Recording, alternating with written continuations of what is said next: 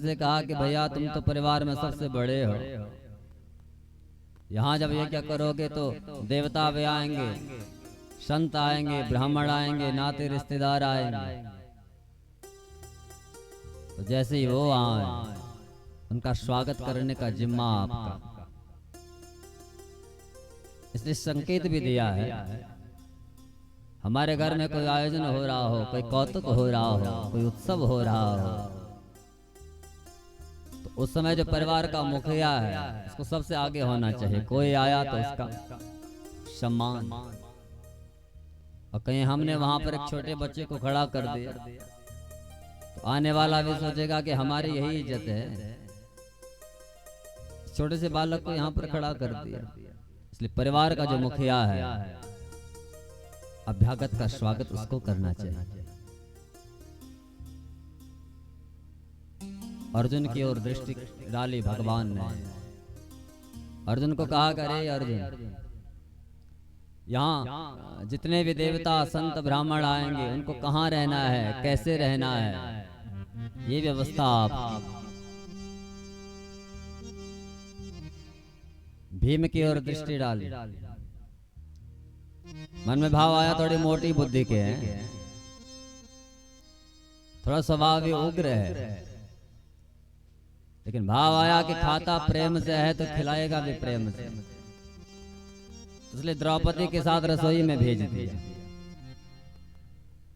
कि वहां जो भी आएंगे उनको भोजन परोसने का, पवाने का काम तुम्हारा।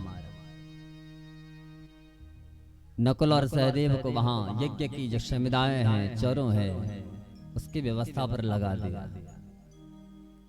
भगवती द्रौपदी को गृहिणी समझ करके रसोई में भेज दिया, भोजन का बनाने का काम तुम्हारा। लेकिन दुर्योधन को जब देखा मन में भाव आए तो दुष्ट है, और दुष्ट कभी अपनी दुष्टता को छोड़ता ही नहीं है। उसके अंदर तो भाव आता है इसका सम्मान हो रहा है, लेकिन इसको गिराऊं कैसे, इसकी प्रतिष्ठा हो रही है। तो दुर्योधन के अंदर यही भाव था कि पांडवों का सम्मान नहीं होना चाहिए, इनको यश कीर्ति नहीं मिलनी चाहिए, समाज में इनको प्रतिष्ठा नहीं मिलनी चाहिए। तो कहीं ऐसा ना हो यहाँ यज्ञ में विघ्न डाल दे। कई लोग ऐसे होते हैं जो दूसरे का जो उत्साह है उसको देखना नहीं चाहते। तो भगवान ने जब एक दिन दुर्योधन की हस्त रेखा को पढ़ा था तो धनवृत्ति रेखा हाथ में है, मन में भाव आया कि इसको वहां कोष की व्यवस्था दे दूं। इसके अंदर भाव आएगा कि मैं यहाँ इतना खर्च करूं, जब धन ही नहीं बचेगा तो ये इस कार्य को पूर्ण ही नहीं कर पाएंगे। लेकिन उसको पता ही नहीं है मैं जितना खर्च करता हूं उससे 10 गुना तो वापस आता है। तो दुर्योधन ने किया भी वैसे, जहां पे 100 रुपये की आवश्यकता वहां 1000 खर्च किया, जहां 1000 की आवश्यकता वहां 10,000 खर्च किया। लेकिन जितना खर्च कर रहा है तो उससे 10 गुना वापस आ रहा है। दुर्योधन के अंदर भाव आ रहा है यहाँ राजकोष खाली हो रहा है, लेकिन इसको तो पता ही नहीं वहां तो भंडार भर रहा है। तो सुबह से शाम तक उसी में लगा रहा, विघ्न करने का मौका ही नहीं मिला। अग्र पूजा भगवान की, ये आपने कल चर्चा सुनी। शिशुपाल दंत वक्रादि ने जब विरोध किया तो उनका भी संहार हुआ है। लेकिन वहां संतों के चरण स्वयं भगवान ने धोए, जूठन स्वयं भगवान ने उठाया है। और निर्विघ्न जब राष्ट्र यज्ञ पूर्ण हुआ, अलौकिक महल वहां पांडवों को मिला। जहां जल है वहां थल का भान, जहां थल है वहां जल का भान। और दुर्योधन थल समझ करके वहां जल में गया। और द्रौपदी के मुख से जो शब्द निकले हैं कि अंधे का पुत्र अंधा होता है, और वही महाभारत का वहां कारण। भगवान के परम सखा सुदामा जी का पावन चरित्र कल आपने सुना। जिसको दुनिया दरिद्र कहती है, सुखदेव जी ने कितना सम्मान दिया। सुदामा जी के लिए कितने सुंदर विशेषणों का प्रयोग किया है, लेकिन कहीं भी सुखदेव जी को दरिद्र कहा ही नहीं। सुखदेव जी स्वयं अपने आप को दरिद्र मानते हैं, लेकिन सुखदेव जैसा परमहंस, उन्होंने वहां सुदामा जी को दरिद्र कहा ही नहीं। वो तो वहां विशेषणों के द्वारा उनको सम्मानित कर रहे हैं कि कृष्णस्यासि सखा कश्चित् ब्राह्मणो ब्रह्मवित्तम विरक्त इंद्रियार्थेषु प्रशांतात्मा जितेन्द्रियः। सुखदेव जी वहां सुदामा जी के लिए कहते हैं तो विरक्त हैं, इंद्रियों को जिन्होंने अपने बस में कर रखा है, सदैव प्रसन्न रहते हैं, संतुष्टता जीवन में, और ब्रह्मवेता है, भगवान को जिन्होंने जान लिया। ऐसे सुखदेव स्वामी ने उन सुदामा जी के पावन चरित्र को यहाँ गाया है, जिसकी कल आपने चर्चा सुनी, जिनके माथे पर विधाता ब्रह्मा ने लिख दिया कि श्रीहीन, इनके जीवन में लक्ष्मी आ ही नहीं सकती। उस लेख को ही भगवान कृष्ण ने बदल दिया। तो कल हमने यहाँ कथा को विराम दिया था। आगे यहाँ सूर्य ग्रहण पर्व की चर्चा है कि अथे कदा द्वारवत्यां वसतो रामकृष्णयो सूर्योपरागः श्रुमः नासीत् कल्पक्षये यताः। सुखदेव स्वामी कहते हैं कि परीक्षित एक बार भगवान सूर्य ग्रहण के पर्व पर अपने परिवार को लेकर के कुरुक्षेत्र में आए, और उस समय वहां जसोदा मैया, नंद बाबा, सारे जो ब्रजवासी थे, उनको जब पता लगा हमारे प्रभु वहां गए हैं, तो ये ब्रजवासी भी आए। वहां राधा रानी भी हैं, गोपियां भी हैं। और आज जब से भगवान ने वृंदावन को त्यागा था, वृंदावन से मथुरा में आए थे, उसके बाद आज पहली बार उन गोपियों के साथ वहां भगवान का मिलन हो रहा है। तो आपस में खूब कुशल क्षेम पूछी, खूब चर्चाएं वहां की। और उस समय जो बड़े बड़े जो ऋषि संत थे, उनको पता लगा हमारे प्रभु यहाँ आए हैं, तो वो भी भगवान का वहां दर्शन करने के लिए आए। कि द्वैपायनो नारदश्च च्यवनो देवलोषितः विश्वामित्रः शतानंदो भरद्वाजोऽथ गौतमः। बड़े बड़े संत महात्मा वहां भगवान का दर्शन करने के लिए आए। बड़े बड़े संतों की यहाँ चर्चा है। उस समय वहां वसुदेव जी के अंदर भाव आया कि यहाँ दिव्य तपस्वी संत आए हैं, तो क्यों न इनके साथ बैठ कर के थोड़ा धर्म की चर्चा करो। और जैसे वहां उन संत ऋषियों के पास में आए तो एक प्रश्न किया, कहा कि गुरुदेव ये बताओ, इस जीव को कर्म बंधन से मुक्त होने के लिए क्या करना चाहिए। तो वहां नारद जी भी बैठे हैं, और नारद जी एकदम खड़े हो गए और ठहाका मार करके हंसने लगे। वसुदेव जी के अंदर भाव आया कि मैंने यहाँ इसमें हंसने वाली क्या बात की है, मैंने यही तो प्रश्न किया है, जीव को कर्म बंधन से मुक्त होने के लिए क्या करना चाहिए। नारद जी ने कहा कि वसुदेव जी महाराज, इसका मतलब आपने भगवान को जाना ही नहीं है। अरे दुनिया कर्म बंधन से मुक्त होने के लिए कृष्ण का सहारा लेती है, और वो कृष्ण तुम्हारे जीवन में तुम्हारा पुत्र बनकर के आया है। अभी तक तुम्हारा उसके प्रति ब्रह्म भाव नहीं जगा। अगर तुम उसको भगवान मानते तो तुम्हारे अंदर ये प्रश्न ही नहीं जगता, लेकिन फिर भी तुमने प्रश्न किया है। तो कर्मणा कर्म निर्हारो, कर्मणा कर्म निर्हारो, यथा स्यान्न तजुच्यता। कहा कि प्रत्येक जीव के जीवन में 3 ऋण हैं।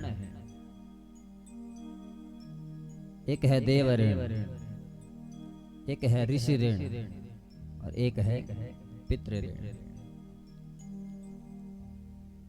पितृ ऋण से मुक्त होने के लिए इस जीव को संतानोत्पत्ति और श्राद्धादि कर्म करने पड़ते हैं, तब जाकर के पितृ ऋण से इसकी जीव उर्ण होता है।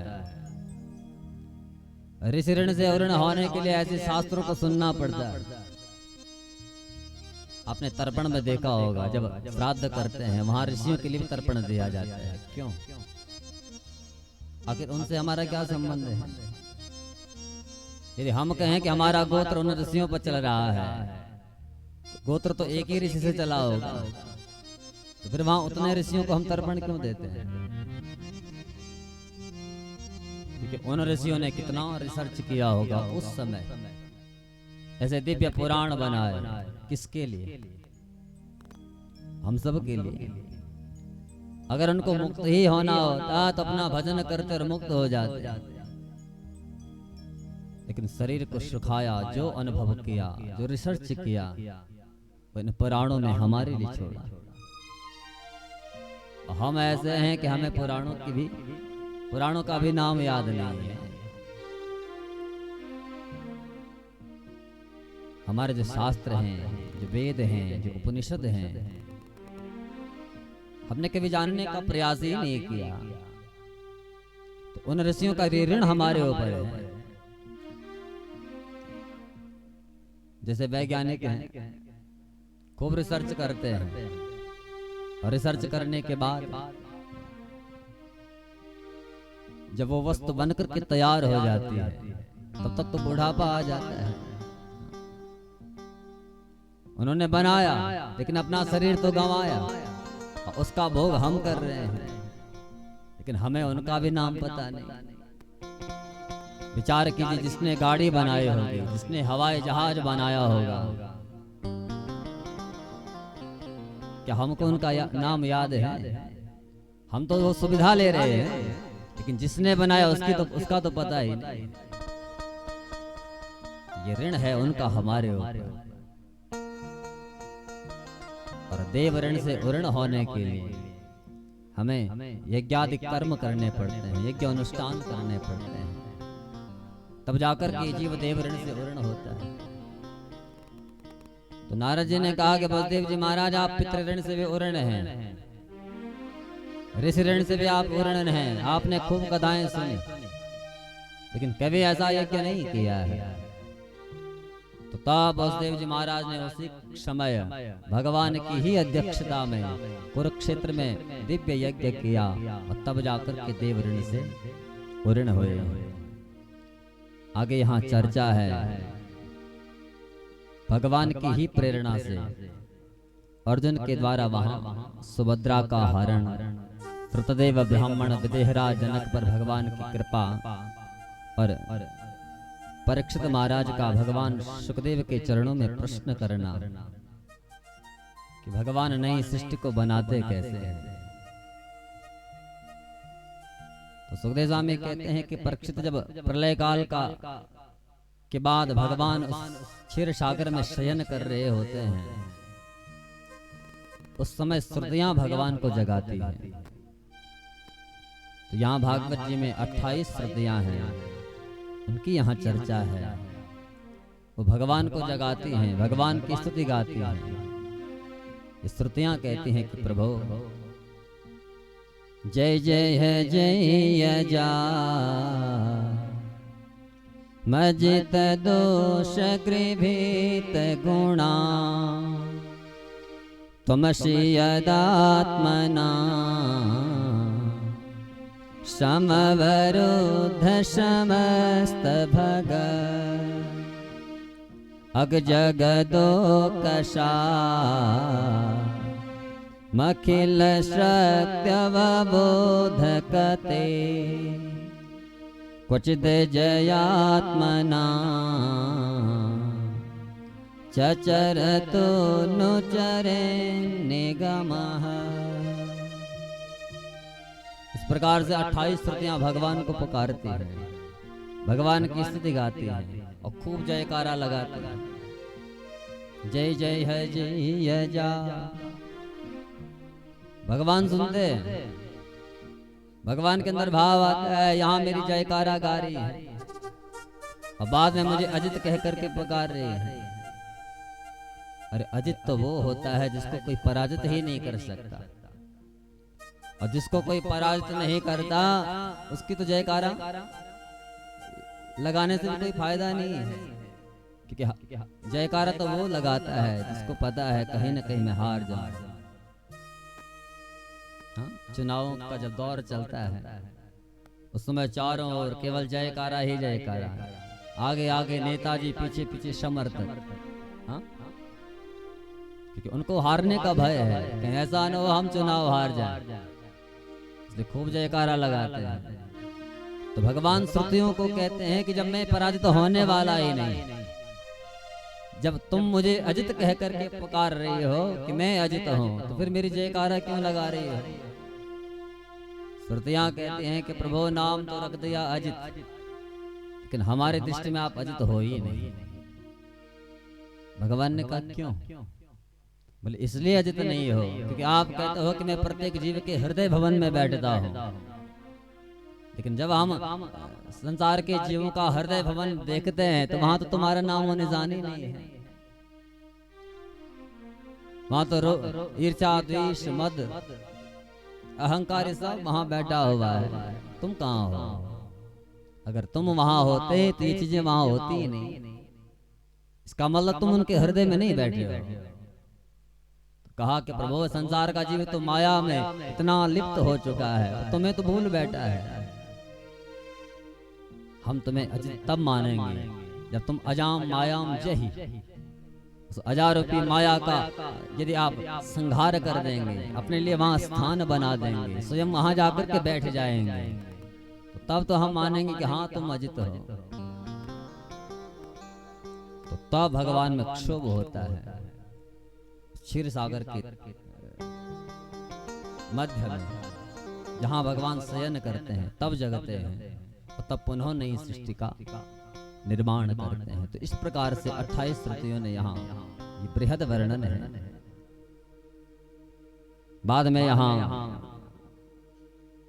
एकादश स्कंद के प्रारंभ में वैराग्य की चर्चा है। वैराग्य सबके जीवन में आता है, लेकिन किसी के जीवन में पूर्ण वैराग्य आता है, किसी के जीवन में मरकट वैराग्य आता है।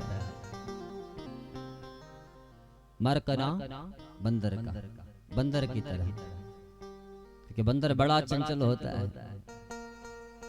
तो ऐसे ही वो मरकट वैराग्य हमारे जीवन में भी आता है। कभी परिवार में परेशान हो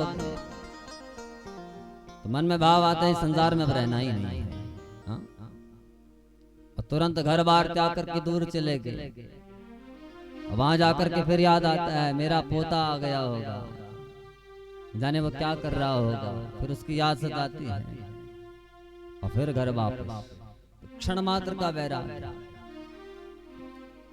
लेकिन जब मन में ऐसा भाव आए कि अब संसार में नहीं रहना है, इस जगत के विषय भोगों का भोग खूब कर लिया, अब इससे मुझे दूर जाना है, यहाँ रहना ही नहीं है, तो उस समय चले गए तो फिर वापस मुड़ करके देखना ही नहीं।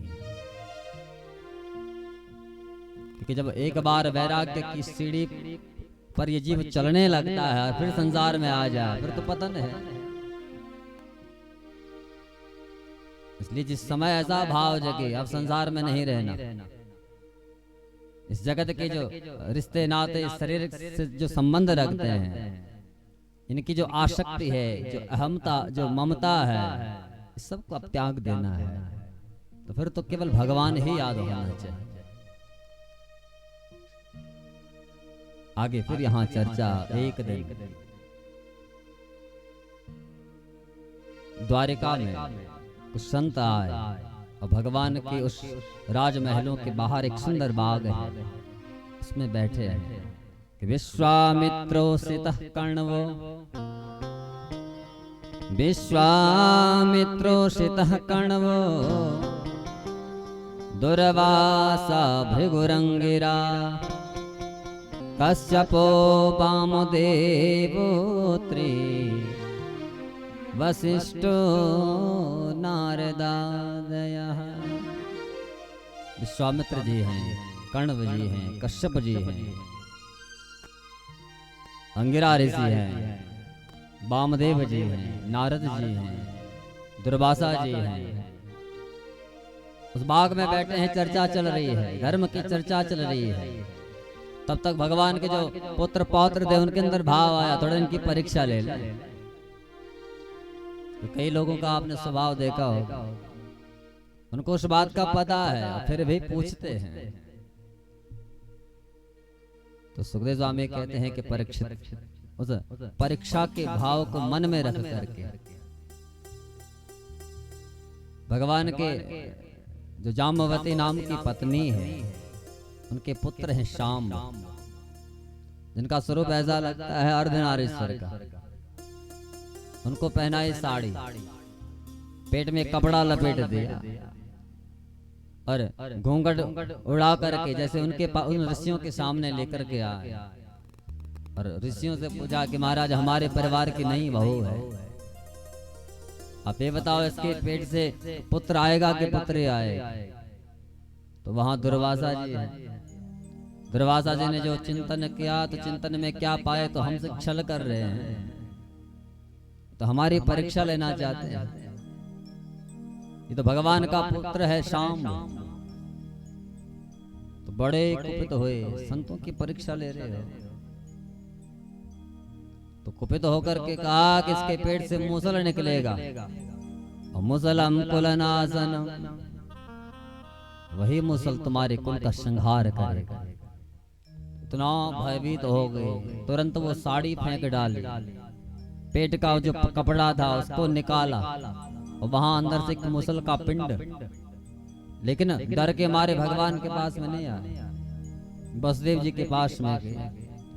उस मुसल के पिंड को लेकर के गए प्रवासक क्षेत्र में, वहां रेती में उसको रितवाया गया।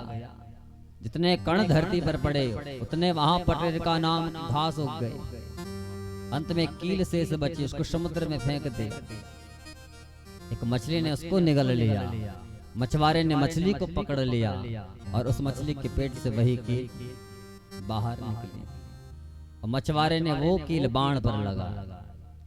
भगवान ने अपने कुल का संहार करने का बीज बोया है, क्योंकि भगवान को पता है मेरा कुल बहुत बढ़ गया, मैं तो अब लीला का स्मरण करने जा रहा हूँ और मेरा जो ये कुल है इसका उद्धार कौन करेगा। अपने ही सामने भगवान ने अपने कुल का संहार कराया।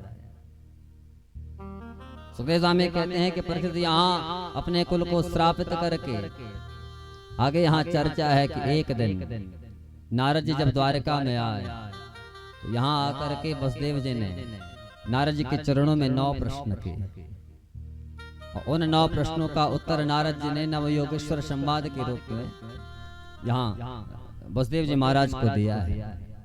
तो पहला प्रश्न किया कि भागवत धर्म क्या है, दूसरा प्रश्न किया है कि माया क्या है, तीसरा प्रश्न किया माया से तरने का उपाय क्या है, चौथा प्रश्न किया कि भगवान का जो भक्त है उस भक्त का स्वरूप कैसा है, पांचवा प्रश्न किया ब्रह्म का स्वरूप क्या है, छठवां प्रश्न किया कर्म कितने प्रकार के हैं, सातवां प्रश्न भगवान के अवतारों के बारे में किया, आठवां प्रश्न किया कि भक्ति को जीवन में कैसे पाया जा सकता है, और 9वां प्रश्न किया युग धर्म के बारे में। तो नारद जी कहते हैं कि वसुदेव जी महाराज नवयोगीश्वरों ने कहा है कि कायेन वाचा मनसेन्द्रियैर्वा बुद्ध्यात्मना वानुसृत स्वभावा। जीव को मनसा वाचा कर्मणा सदैव ऐसे कर्म करने चाहिए जिससे प्रभु प्रसन्न हो जाए। हाँ? चाहे शरीर से हो, चाहे वाणी से हो, चाहे मन से हो। शरीर से कभी ऐसा कर्म नहीं करना चाहिए जिससे किसी दूसरे को कष्ट पहुंचे। इस मन में किसी के प्रति कभी कोई दुर्भावना रखनी ही नहीं है। इस वाणी से कभी किसी को कष्ट पहुंचाना ही नहीं है, कि वाणी ऐसी है जो मित्र को भी बनाती है, वाणी ऐसी है जो शत्रु को भी बनाती है। किसी की प्रशंसा कर लो तो वो मित्र है, और किसी की निंदा कर लो तो उसी क्षण वो हमारा शत्रु बन जाता है। इसलिए यहाँ सुखदेव स्वामी कहते हैं कि परीक्षित वहां नारद जी नवयोगीश्वरों के संवाद को वहां किसको सुना रहे हैं? वसुदेव जी को। कहा कि जब हमारा कर्म भगवान के लिए होगा तो वो कर्म ही भागवत धर्म के रूप में परिणत हो जाता है। इसलिए सदैव ऐसा कर्म हमको करना है कि जिससे ऐसा लगे कि हाँ, इस कर्म को करने से भगवान मुझसे रुष्ट नहीं हो सकता, मेरा प्रभु मुझसे प्रसन्न होगा। आगे यहाँ चर्चा है भक्त का स्वरूप। 3 प्रकार के भक्तों की यहाँ चर्चा है, उत्तम कोटि, मध्यम कोटि और अधम।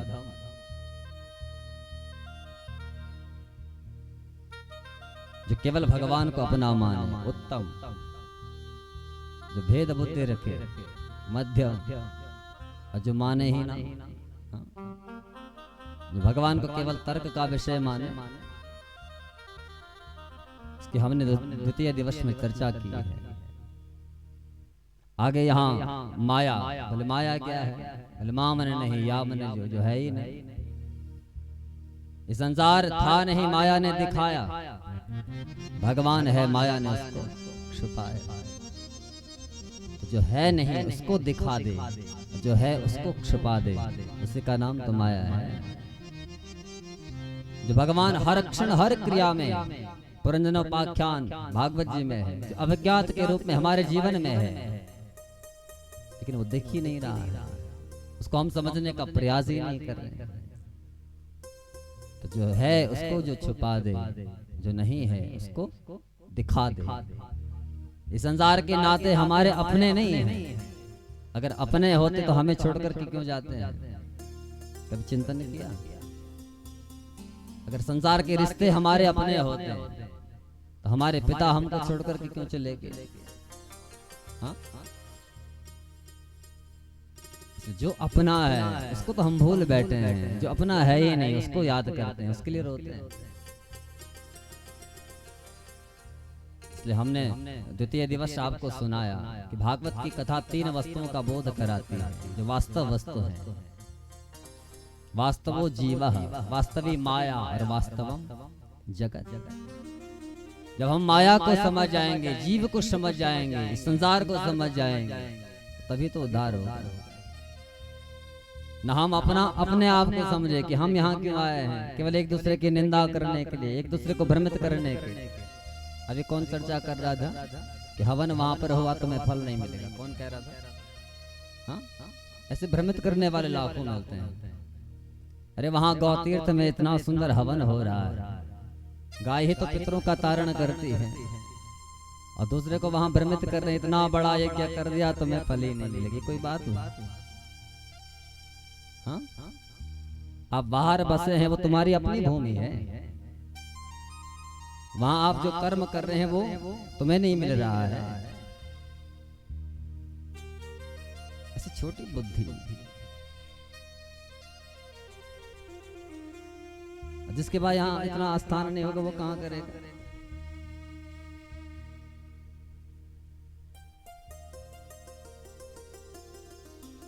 ऐसे लोगों से सदैव सावधान रहें।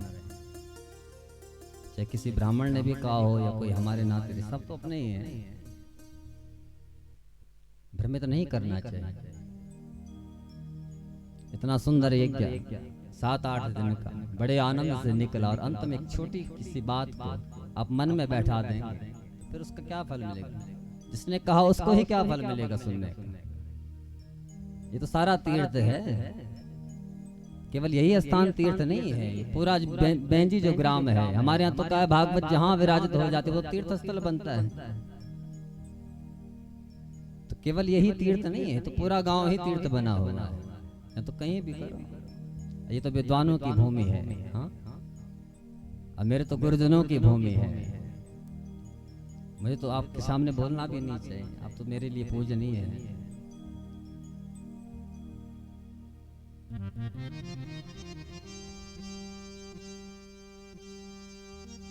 तो माया से तरने का उपाय, तो माया से तरने के लिए 3 कृपाएं जीवन में आवश्यक है। एक गुरु कृपा, एक शास्त्र कृपा और भगवत कृपा। गुरु के चरणों में रहो, गुरु पर विश्वास रखो, गुरु जो रास्ता बताए उस पर चलो। हमारे यहाँ का है महाजनों ये न गता महापुरुष लोग जिस मार्ग पर चल रहे हैं, जो मार्ग हमको बता रहे हैं, उस पंथ को यदि हमने पकड़ लिया तो निश्चित कल्याण है। तो पहली है गुरु कृपा। गुरुदेव के चरणों में बैठ करके शास्त्रों को सुनो, और शास्त्रों के अंदर शब्द ब्रह्म के रूप में परमात्मा बैठा है। और शास्त्रों को सुनेंगे तो आपने कपिल देवहूति संवाद में सुना, सताम प्रसंगान मम वीर संविदो, स्वयं भगवान की वाणी है। सताम प्रसंगान मम वीर संविदो, भवन्त हृत कर्ण रसायना कथा, तज्जोषणादा सपवर्ग वर्तमनि, श्रद्धा रतिर भक्तिरनुक्रमिष्यति। शास्त्रों को सुनने से वहां भगवान की जो दिव्य कीर्ति है उसको जब हम सुनते हैं तो भगवान के लिए भाव जगता है, श्रद्धा जगती है। श्रद्धा से प्रेम, प्रेम से भगवान की जो हेतु की भक्ति है वो जीवन में आती है, तो तब परमात्मा स्वयं कृपा करने के लिए आते हैं। तो इन 3 कृपाओं को जीवन में पाने का प्रयास करो। गुरुदेव के प्रति हमारा भाव कैसा बने, गुरुदेव हमें कैसा आशीष दें। अच्छे भाव से जाओगे तो अच्छा ही तो आशीष मिलेगा। तो गुरु कृपा, शास्त्र कृपा और भगवत कृपा। कर्म, अकर्म और विकर्म 3 प्रकार के कर्मों की यहाँ चर्चा, भगवान के 24 अवतारों की यहाँ चर्चा है। ये आपने पूर्व में सुना। युग धर्म की चर्चा है, सतयुग, त्रेता, द्वापर और कली। सतयुग में भगवान ध्यान से मिलते थे, त्रेता में भगवान यज्ञ करने से मिलते थे, द्वापर में भगवान सेवा करने से मिलते थे, और कलिकाल में भगवान कलो केशव कीर्तना। भगवान का क्षण मात्र भी यदि आपने भाव से नाम जप लिया तो वही नाम कल्याण कर जाता है। आगे यहाँ सुखदेव स्वामी कहते हैं कि परीक्षित, 2 बातों को कभी मत भूलना, एक परमात्मा को और एक मौत को, जो सत्य है। भगवान है और जन्म लिया है तो मरण होना है, ये तो शाश्वत है। हम क्या बनेंगे, क्या करेंगे, इसका कोई भरोसा नहीं है, कोई बता भी नहीं सकता, कोई जान भी नहीं सकता। लेकिन ये सबको पता है, जन्म लिया है तो एक न एक दिन हमको मरना ही मरना है। चाहे आज मरे, चाहे 100 साल बाद मरे, चाहे 10 साल बाद मरे या 20 साल बाद मरे, मरना तो है। उस मृत्यु को सुधारने का प्रयास करना है। आगे यहाँ दत्तात्रेय के 24 गुरुओं की चर्चा, उतना समय आदेश नहीं देता। दत्तात्रेय जी महाराज को जहां जहां से ज्ञान मिला उनको अपना गुरु माना। यहाँ तक कि चिड़िया को गुरु माना, पृथ्वी को गुरु माना, वायु को, आकाश को, पृथ्वी को, कुमारी कन्या को, मकड़ी को, अजगर को, आकाश को, यहाँ तक एक वैश्या को भी अपना गुरु माना। वैश्या रात भर इंतजार कर रही है कब ग्राहक आएगा, सुबह तक इंतजार करती रही, सज धज करके बैठी है, लेकिन आया ही नहीं। और सुबह मन में आता है इतना इंतजार उसके लिए किया, अगर इतना इंतजार उस परमात्मा के लिए करती तो मेरा तो उद्धार हो जाता। संतम शमेपम रमणम रतिप्रदम वेत प्रदम ने त्यमीमं विहाय अकामदा दुःखभयादिशोक मोहप्रदं तो क्षमाहं भजे ज्ञा। उस वैशा की वाणी, धन के लोभ में इंतजार किया लेकिन तब भी नहीं आए। और सुबह जैसे हुई तो वैराग्य आ गया, तो दत्तात्रेय ने उसको अपना गुरु माना। तो 24 गुरुओं की यहाँ चर्चा है।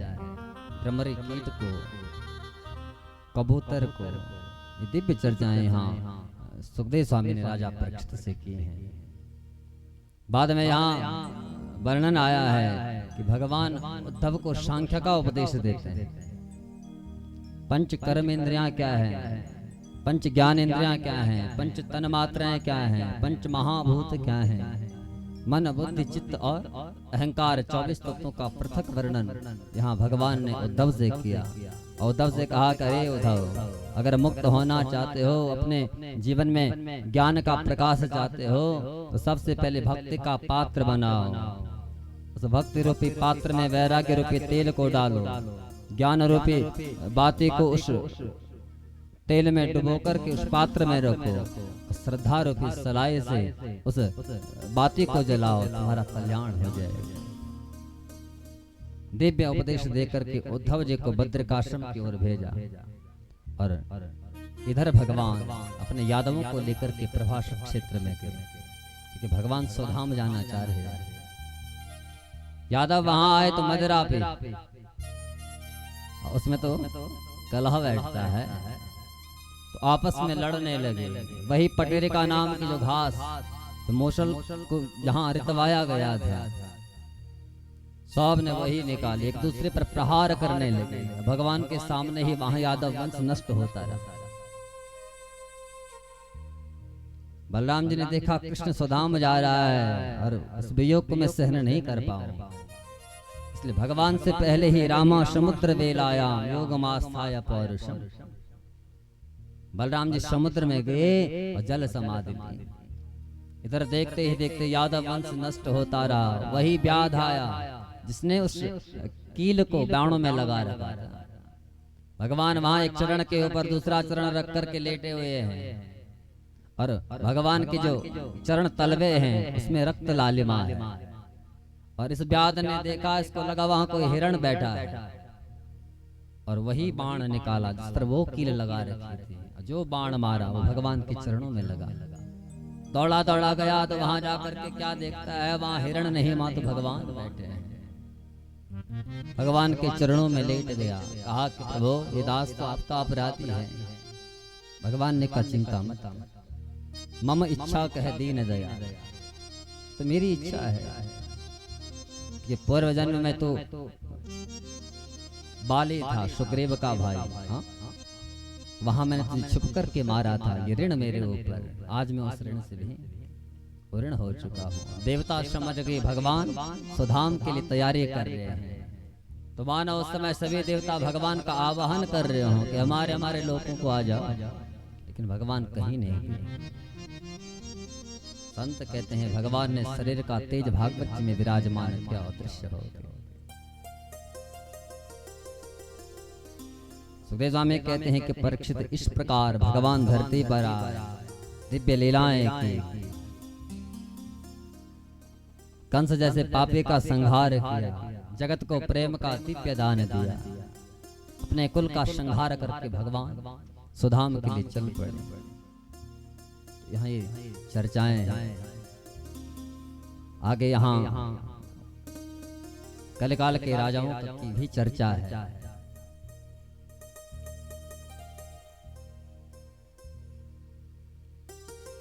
ऐसा समय इस संसार में आएगा जब व्यक्ति पतित हो जाएगा, धर्म कर्म से च्युत हो जाएगा, आयु घटने लगेगी, लंबाई चौड़ाई भी घटने लगेगी।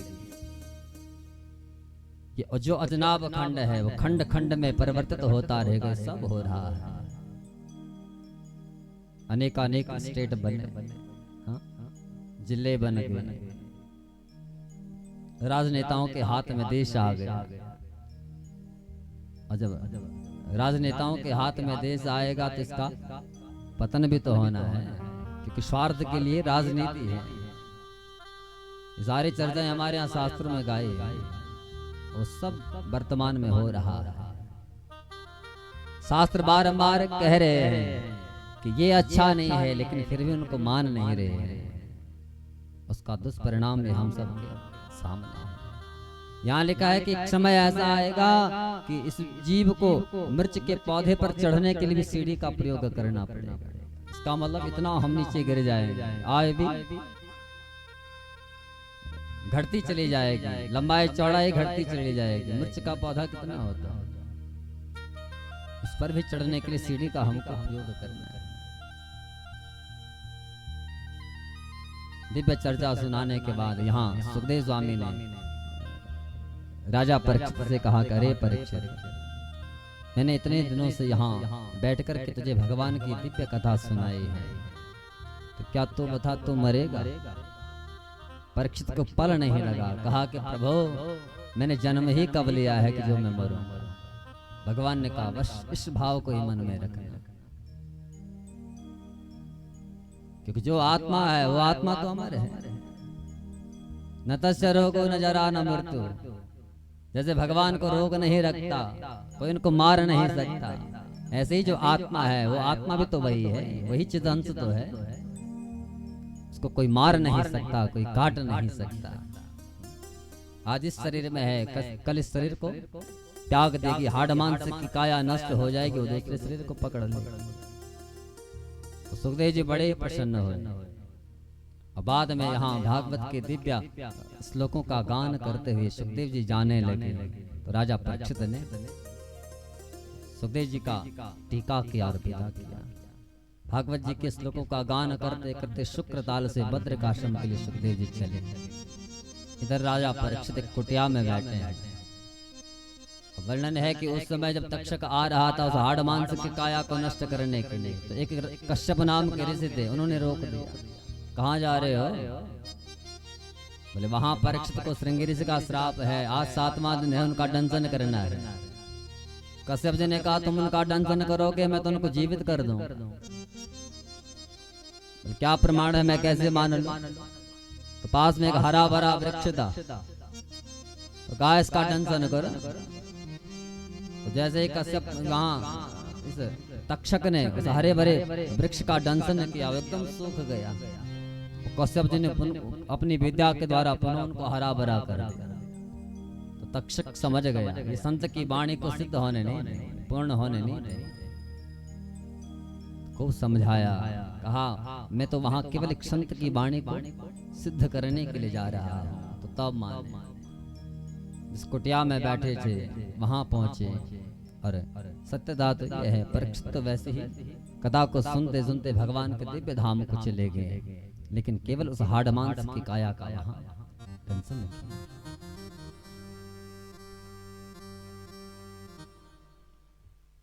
बाद में यहाँ भागवत जी की अंतिम कथा, मार्कंडेय जी को माया का दर्शन। मार्कंडेय जी के अंदर भाव आया कि मुझे भगवान की माया को देखना है, माया होती कैसे होती।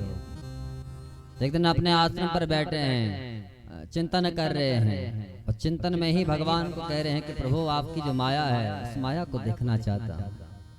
और चिंतन में ही देख रहे हैं, पूरा संसार जलमग्न, अपने आश्रम को भी जल में डूबते हुए देखा। और अचानक सामने से बट के पत्ते टूट करके गिरे, उन्होंने एक दोने का स्वरूप धारण किया। भगवान उस दोने में बाल मुकुंद के रूप में बैठे हैं, अंगूठे को चूस रहे हैं। करारविंदेन पदारविंदम मुखारविंदे विनिवेशयन्तम बटस्य पत्रस्य पुटेशयानम बालम मुकुंदम मनसा स्मरामि। बट के पत्तों का बना हुआ दोना, उसमें बैठे हुए प्रभु अपने अंगूठे को चूस रहे हैं। भगवान का दर्शन करने के लिए उनके पास में आए। उस क्षण भगवान ने लंबी सांस ली और मार्कंडेय जी को अपने पेट में पहुंचा दिया। अंदर जब गए वहां करोड़ों ब्रह्मांडों का दर्शन मार्कंडेय जी ने देखा। फिर भगवान ने श्वास छोड़ी, फिर जल में गिरे, बारंबार श्वास लेते रहे, छोड़ते रहे। मार्कंडेय जी ने कहा प्रभु अब आपकी माया नहीं देखी, बहुत थपेड़े खा ली। और तुरंत भगवान ने माया हटाई, मार्कंडेय जी ने आंखें खोली तो अपने आप को अपने आश्रम पर पाया। उसे क्षण भोले बाबा भगवती पार्वती के साथ में आया, दर्शन किया मार्कंडेय जी ने। भोले बाबा ने कहा मांगो क्या चाहिए। मार्कंडेय जी ने कहा एक बार माया मांगी दे तो बहुत थपेड़े खाए हैं। कहा प्रभु आप कुछ नहीं चाहिए, देना चाहते हो तो अपनी परा भक्ति दे दो। तो भोले बाबा ने मार्कंडेय जी को यहाँ भक्ति का दिव्य दान दिया है। तो ये भागवत जी की अंतिम कथा। आगे यहाँ विषय अनुक्रमणिका 7 दिन जो सुखदेव स्वामी ने राजा परीक्षित को ये कथा सुनाई थी। अब ये चर्चा कौन सुना है पता? नैमिषारण्य में सूत जी महाराज सौनकादिक, क्योंकि सुखदेव जी तो चले गए बद्रिकाश्रम के। तो प्रथम दिवस हम यहाँ पर आए, महात्म्य की चर्चा की, भक्ति ज्ञान वैराग्य की हमने यहाँ चर्चा की है। आत्मदेव के 2 पुत्र, एक लायक एक नालायक। धुंधकारी नालायक और गोकर्ण जी महाराज लायक। पुत्र जीवन में हो लेकिन लायक हो, सुपुत्र हो। अगर कुपुत्र हो गया तो कुल का नाश कर देता है, और सुपुत्र हो गया तो कुल का उद्धार कर देता है। भक्ति ज्ञान की चर्चा है। जीवन में भक्ति भी होनी चाहिए, ज्ञान भी होना चाहिए, वैराग्य की भावना भी होनी चाहिए, तभी तो उद्धार होगा। वहां भागवत के सप्ताह श्रवण की विधि की चर्चा, वो सब आपने सुने। कैसे रहना है, कैसा व्यवहार हमारा होना चाहिए, कैसा आहार होना चाहिए, सब वहां चर्चा है। तो 6 अध्यायों के माध्यम से भागवत जी के महात्मा को वहां विराम। प्रथम स्कंद में नारद जी के द्वारा वहां भगवान वेद व्यास को चतुश्लोकी भागवत का श्रवण कराना, 4 तत्वों का वहां निरूपण करना। आत्म तत्व क्या है, जगत तत्व क्या है, माया तत्व क्या है और ब्रह्म तत्व क्या है, इसकी वहां चर्चा है। और उन 4 श्लोकों का बृहद मंथन करके ये दिव्य 18,000 श्लोकों की जो ये संहिता है, ये भगवान वेद व्यास ने अपने हृदय भवन से बहाई। इसी स्कंद में आपने सुना कि राजा परीक्षित को श्रृंगी ऋषि का श्राप लगना कि आज से ठीक 7वें दिन तुम्हारा भी मरण होगा, क्योंकि तुमने मेरे पिता का यहाँ अनादर किया है सर्प के द्वारा। तो सर्प ही आएगा और तुम्हारा संहार कर देगा। तो उस समय परीक्षित को लगा कि यहाँ संत ने मुझे श्रापित नहीं किया है, नलम प्रशक्तस्य विरक्ति कारण, इन्होंने तो मुझे विरक्त होने का एक मार्ग दिया है। ये दिव्य चर्चा यहाँ भागवत जी के प्रथम स्कंद में है। और सुखदेव जी का प्रकट होना, राजा परीक्षित के पास में जाना कि तत्रा भवद भगवान व्यास पुत्रो यदृक्षया गामतमानो नपेक्ष। और सुखदेव जी का राजा परीक्षित को ये दिव्य भागवत की गंगा में अवगाहन कराना, ये चर्चा भागवत जी के प्रथम स्कंद में आपने सुनी है। तो 19 अध्याय 880 श्लोकों के माध्यम से भागवत जी के यहाँ प्रथम स्कंद को विराम है।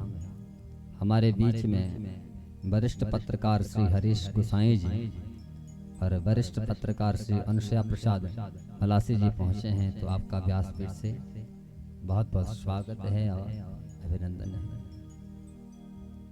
आगे यहाँ द्वितीय स्कंद में मुक्ति की चर्चा है। 2 प्रकार की मुक्ति, सद्यो मुक्ति और क्रम मुक्ति। भगवान के 24 अवतारों की चर्चा है। 24वां अवतार इस कलिकाल में भगवान का होना है, कल्कि के रूप में।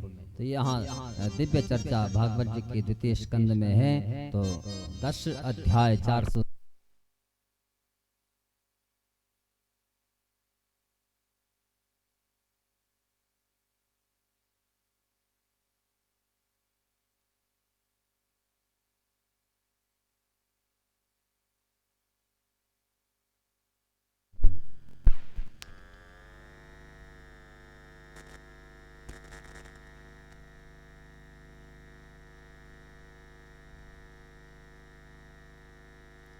बोलो भक्त वत्सल भगवान की जय।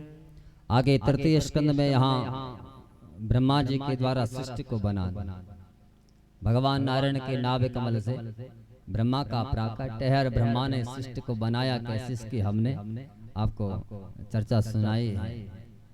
सबसे पहले अपने शरीर के दो भाग किए थे, महाराज मनु और महारानी शतरूपा को प्रकट किया था, जिनसे मानवीय सृष्टि आगे बढ़ी। ये सारी चर्चा हमने आपको पहले सुना रखी है। जिन मनु महाराज के जीवन में 3 बेटियां आए, आकुति, देवहूति और प्रसूति। 2 बेटा आए, प्रियव्रत और उत्तानपान। तो भगवती आकुति के जीवन में भगवान यज्ञ बन करके आए, उनके पुत्र बन करके आए। देवहूति के यहाँ भगवान कपिल बन करके आए। अब प्रसूति के यहाँ माँ पराम्बा भगवती जगदम्बा सती बन करके आए। इसकी वहाँ आपने चर्चा सुनी है। इसी स्कंद में हिरण्याक्ष का वध, भगवान का 12 बन करके आना, हिरण्याक्ष को ललकारना। रसातल में गई हुई पृथ्वी को लेने के लिए जब 12 भगवान गए तो हिरण्याक्ष के साथ युद्ध किया। हिरण्याक्ष का संहार करके पृथ्वी को लेकर के आए थे, तो मनु महाराज को समर्पित की थी। और तब जाकर के मनु महाराज ने यहाँ संसार को आगे बढ़ाया। इसी स्कंद में भगवान कपिल का माँ देवहूति को दिव्य सांख्य का उपदेश देना, पिता कर्दम को मुक्त करना, माँ को ब्रह्म ज्ञान देना, इस सारी चर्चाएं यहाँ भागवत जी के तृतीय स्कंद में हैं। तो 33 अध्याय 1522 श्लोकों के माध्यम से भागवत जी के तृतीय स्कंद को यहाँ विराम। चतुर्थ स्कंद में स्वयंभव मनु की कन्याओं के वंश का वर्णन है। प्रजापति दक्ष का वो चरित्र है। प्रजापति दक्ष जिस सती से प्रेम करता था, जिसके अंदर भाव था कि प्रसूति से कहता था कि तुम्हारी जो बहनें हैं उन्होंने भगवान को अपने जीवन में प्रकट किया है और मैं तो अपने जीवन में भगवती को बेटी बनाऊंगा। और भगवती बेटी बनकर के भी आए, बड़ा प्रेम भी उनसे किया, स्नेह भी किया, ठीक है ना। कालांतर में उनसे बैर भी रखा, अकारण बैर रखा। जब यज्ञ किया तो उस सती को बुलाया ही नहीं जिस सती से सबसे ज्यादा प्रेम करता था, क्योंकि इसके अंदर भाव था उसके पति ने मेरा अपराध अनादर किया है, इसलिए शंकर के कारण बेटी को ही भूल गया था। तो परिणाम क्या हुआ, बोले यज्ञ ही विध्वंस हो गया। जो अपना सिर था, जो मैं करता था कि मैं ही हूं, क्योंकि अहंकार जीवन में जन्म ले चुका था। अहंकार तो पतन का कारण है।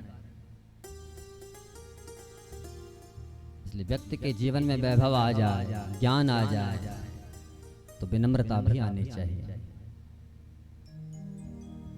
अरे विनम्रता नहीं रहेगी तो वो तो पतन कर देता है।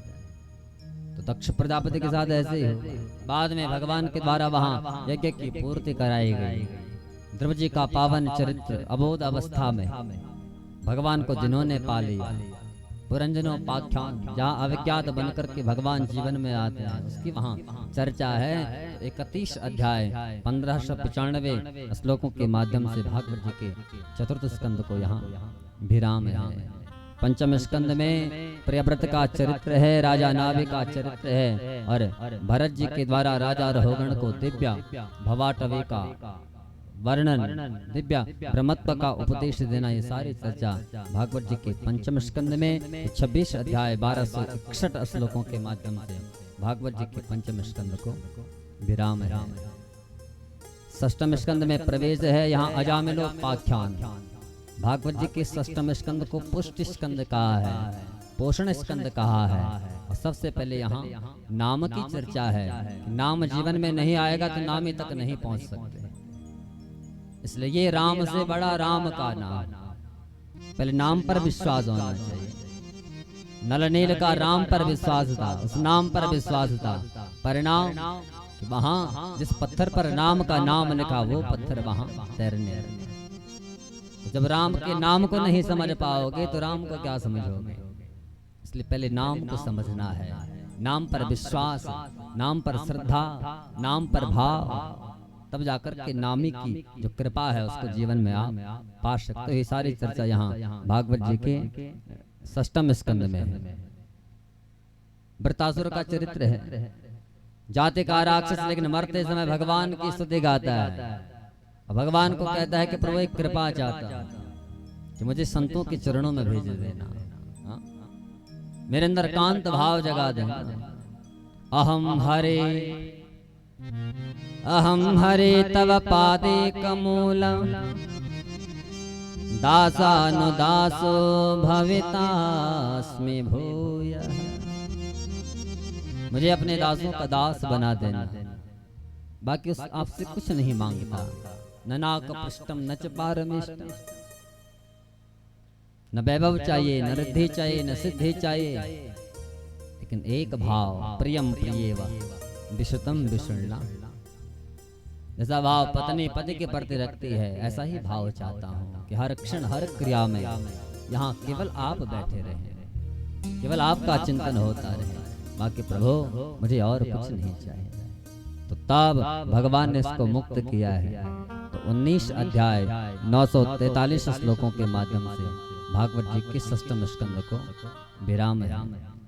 सप्तम स्कंद में यहाँ भगवान के परम भक्त श्री प्रहलाद जी का चरित्र है। जाति के राक्षस, लेकिन भगवान से अनन्य भाव रखा, भगवान के प्रति दिव्य भाव रखा, और उस भाव के कारण भगवान को जड़खंभ से नरसिंह बन करके प्रकट होना पड़ा। भगवान ने हिरण्यकश्यप का वध किया, धर्म का निरूपण इस स्कंद में, और 15 अध्याय 830 श्लोकों के माध्यम से भागवत जी के यहाँ सप्तम स्कंद को विराम है।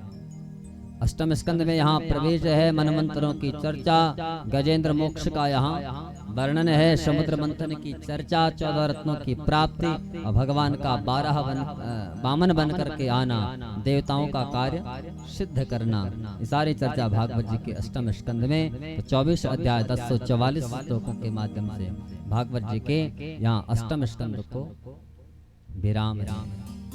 नवम स्कंद में यहाँ श्राद्ध देव मनु के पुत्र सुद्युम्न की चर्चा है, इक्ष्वाकु वंश का वर्णन है। राजा भगीरथ के द्वारा गंगा को धरती पर लाना, और धरती पर आने से पहले भगीरथ जी से 2 प्रश्न करना, वेग भयावह है, स्थामेगा कौन, और धरती पर आ गई तो पापियों का पाप कहाँ दो।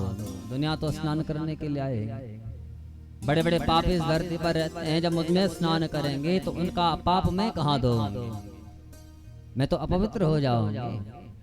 तो भगीरथ जी ने कहा था कि माँ वेग को तो स्वयं शंकर धारण करेंगे, और धरती पर जो बड़े बड़े अमलात्मा, विमलात्मा, महात्मा, वो तुम में जब स्नान करेंगे तो उनका जो पुण्य होगा, वो पुण्य पापियों के पाप को वहीं धो डालेगा, तुम्हारी पवित्रता पर कभी आंच नहीं आ सकती। तब जाकर के गंगा मैया धरती पर आ। राघवेंद्र सरकार की लीलाओं का संक्षिप्त दर्शन यहाँ भागवत जी के नवम स्कंद में, तो 24 अध्याय 1014 श्लोकों के माध्यम से भागवत जी के नवम स्कंद को विराम। दशम स्कंद में प्रवेश यहाँ भगवान कृष्ण का प्रकट होना, चंद्रवंश की चर्चा है। तो भगवान कृष्ण का धरती पर आना और उन गोप ग्वाल वालों के मध्य में रहना, मामा कंस के जेल खाने में जन्म होकर के उसको त्यागना, और गोकुल स्वराट में आकर के अवस्थित होना, खूब बाल लीलाएं करना, माखन चोरी की लीला के माध्यम से लोगों के चित्त को चुराना, दुनिया को अपना बनाया, सबको प्रेम का दिव्य दान दिया, अनेकानेक असुरों का संहार, अकासुर, बकासुर, वत्सासुर, धेनुकासुर, तृणावर्त, न जाने कितने असुर। तो भगवान की यहाँ दिव्य लीलाएं हैं, गायों के मध्य में रहने वाले, रोज गौचारण करने के लिए जाते हैं, बंसी जब बजाते हैं गोपियों को मोहित करते हैं, ग्वालों को मोहित करते हैं, और केवल संसार के जीवों को नहीं, पितामह ब्रह्मा को व्यामोहित कर दिया। तो सृष्टि को बनाने वाला है। चर्चाएं आपने सुनी, कंस का संहार,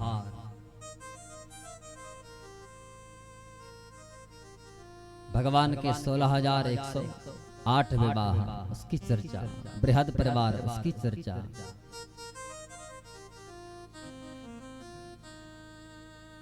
परम सखा सुधामा, उसकी चर्चा। तो यहाँ बड़ी बृहद चर्चा भगवान श्री कृष्ण की दिव्य चरित्र की है, वो सब आपने सुने हैं। रास महारास कैसे किया, कैसे गोपियों के अंदर के काम को नष्ट किया, कैसे शुद्ध किया, कैसे पावन किया, कैसे उनको मुक्त किया, ये सारी चर्चाएं कल वर्षों आपने सुनी हैं। तो 90 अध्याय 4369 श्लोकों के माध्यम से भागवत जी की दशम स्कंद को विराम। एकादश स्कंद में वैराग्य की चर्चा जो अभी आपने सुनी, राजा परीक्षित को दिव्य ज्ञान सुखदेव जी के द्वारा दिया गया, सांख्य का उपदेश उद्धव जी को दिया गया, ये सारी चर्चाएं आपने यहाँ अभी सुनी हैं। और राजा परीक्षित को दिव्य ज्ञान देकर के मुक्त करना। 31 अध्याय यहाँ 1470 श्लोकों के माध्यम से एकादश स्कंद को विराम है। द्वादश स्कंद में कलकाल की चर्चा, विषय अनुक्रमणिका की चर्चा, क्या क्या सुना गया, ये सब जो अभी हम आपको सुना रहे हैं। यहाँ 13 अध्याय 609 श्लोकों के माध्यम से द्वादश स्कंद को विराम है। अपनी वाणी को विराम देने से पूर्व इतना ही कहूंगा कि जिस प्रकार से सुखदेव जैसे परमहंस ने सुक्रताल में बैठ करके राजा परीक्षित को ये दिव्या गंगा इसमें अवगाहन कराया है और उसका फल परीक्षित तक पहुंचा है, इसलिए परीक्षित मुक्त हुए हैं। तो जिस हेतु आपने यहाँ ये दिव्य पुराण यहाँ पर विराजित किया। वैसे तो हमारे यहाँ शास्त्रों में लिखा है कि जो शहीद होते हैं वो तो सीधा भगवान के दिव्य धाम को जाते हैं। हाँ, हमारे यहाँ वर्णन है। जो भगवान के पथ पर चलते हैं, एक तो वो सदैव भगवान के दिव्य धाम में जाते हैं, जो देश की रक्षा के लिए, माटी की रक्षा के लिए लड़ते हैं, वो भगवान के दिव्य धाम में ही उनको स्थान मिलता है। वैसे तो वो भगवान के दिव्य श्री चरणों में उसी समय पहुंचे होंगे, लेकिन आपने पुत्र धर्म का पालन किया और उनकी मुक्ति के लिए आपने जो ये दिव्य साधन यहाँ पर रखा, 7 दिनों तक इस दिव्य धारा में जो अवगाहन किया, निश्चित हम भी उन प्रभु से प्रार्थना करेंगे कि प्रभु जिस हेतु ये पुराण यहाँ पर रखा गया था, इसका पूर्ण फल आपके पितरों तक पहुँचे। वो जहाँ भी होंगे, जिस भी योनि में होंगे, उनको आप अपने श्री चरणों में अवश्य स्थान दें। धन्यवाद करना चाहूँगा हमारे श्री संदीप बेंजवाल जी, सूरज बेंजवाल जी, आपकी पूज्य माता, आपका पूरा परिवार, श्री दीपक बेंजवाल जी, श्री विनोद बेंजवाल जी, श्री राजेश बेंजवाल जी, अन्य जो भी आपके परिवार के नाम तो मुझे नहीं पता। आप सबने यहाँ पर गांव में आने का जो अवसर मुझे दिया है, इस गांव में भी ये मेरी पहली कथा है। इससे पूर्व हमने सामने बैठे हैं हमारे पूज्य गुरुदेव श्री रमेश बेंजवाल जी। मुझे लगता है कि 11-12 में आपसे वहाँ डांगी खोड़ वहाँ मिलन हुआ था। तो उस समय आपने मुझे वहाँ कथा करते हुए देखा था और मन में ठान लिया कि इससे मैं कथा कराऊंगा। तो आपने अपने घर में मुझसे कथा करवाई, तो मेरा सौभाग्य है। मैं हमेशा कहा करता हूँ कोई ज्ञानी नहीं हूँ, कोई ध्यानी भी नहीं है। तो पूज्य गुरुदेव वो भी आपके ही गांव से थे। ऐसी दिव्य विभूति हमारे उत्तर भारत की, उनके चरणों में बैठने का हमको उस प्रभु ने अवसर दिया और जो भी हमको मिला है उसको ग्रहण करने का प्रयास किया, आत्मसात करने का प्रयास किया। और दूसरा मेरे पूज्य ताऊ जी, जिन्होंने मुझे भागवत पोथी थमाई, उसी के फल स्वरूप आप सबके मध्य में आता हूँ और गाने का प्रयास करता हूँ। टूटी फूटी वाणी से जितना भी हो सके प्रयास रहता है कि कथा सरल हो और सबके हृदय तक पहुंच जाए। जितना भी हमने यहाँ इस टूटी फूटी वाणी से गाया हो और आपने उसको पाया हो, तो जो अच्छा लगा हो तो उसको अवश्य आप ग्रहण करें।